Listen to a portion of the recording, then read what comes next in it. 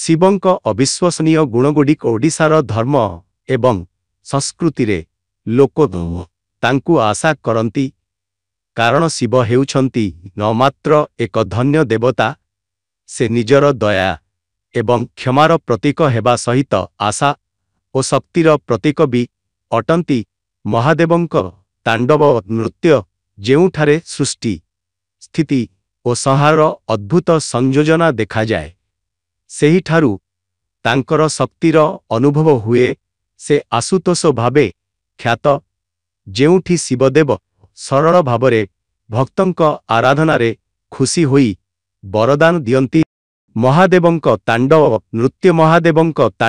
ନୃତ୍ୟ ହେଉଛି ସବୁଠାରୁ ଶକ୍ତିଶାଳୀ ଏବଂ ଭୟଭୀତ ଦୃଶ୍ୟଗୁଡ଼ିକ ମଧ୍ୟରୁ ଗୋଟିଏ, ଯେଉଁଠାରେ ସେ ସମସ୍ତ ପ୍ରକୃତିକୁ ନୃତ୍ୟରେ ଗତି ଏବଂ ଗତିଶୀଳତା ଦିଅନ୍ତି।